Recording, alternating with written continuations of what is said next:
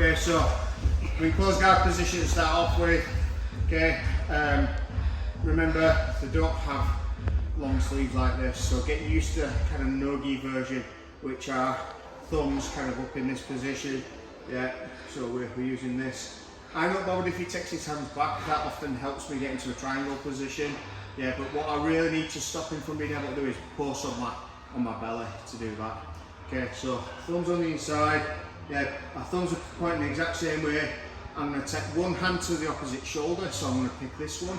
Yeah, and this hand's going to go here. Okay.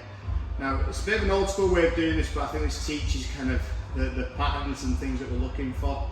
I'll show you kind of some of the stuff I've done in KUDO matches, which has helped me get into triangle positions. But like just to get used to the base position, we're going to do this. Okay, so from here, I need his posture broken down a little bit, so it's slightly leant over. Okay, I'm going to uncross my legs. Yeah, I'm going to shoot through into my diamond position. All right, as soon as I get to here, whichever leg is over the shoulder, that's the leg we need to protect with the other foot. Okay, arm goes across, and then the next thing is I need to check his ears, because believe it or not, I'm a doctor in ear science, and that is a field. Okay, so I'm going to grab the shin, slight angle, over the top, and look for my triangle. Okay, the closer I can get my shin to my knee pit, the smaller the gap in between my legs. Okay, so that means that the choke is tighter. It's not a double 100. Give it a go. Triangle on 3. 1, 2, 3. Distance, because the guy would kind of have the chest over here, so as we're fighting, I'm just kind of hanging down here or here. So it's really difficult to get him up into this position where I can hit a triangle.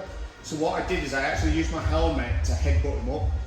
So like from a KUDO point of view, this is where obviously the helmet's going to help a little bit, maybe kind of with head position and driving and not having bare bone on our noses and stuff like this, because we can use our head as leverage. But for him as well, like you've got even more, your head expands. So like it's even harder to sometimes get the head out. So I'll show you what I mean with what I did.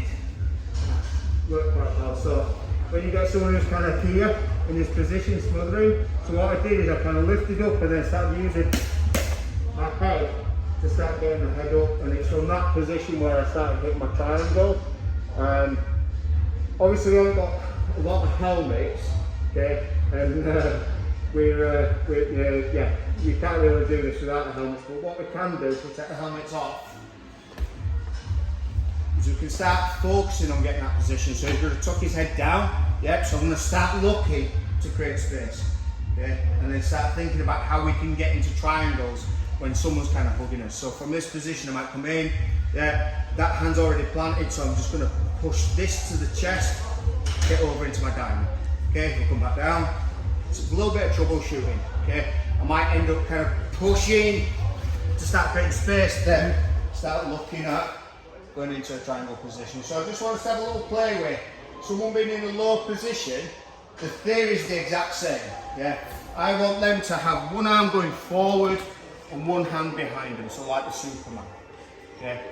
We're just going to have a little play around that. A little bit of resistance, not full resistance. Yeah, if you want to put helmets on the headbutt each other, it's quite fun. Remember, the bottom person can do the headbutt and the top person can't. So this is why it's great.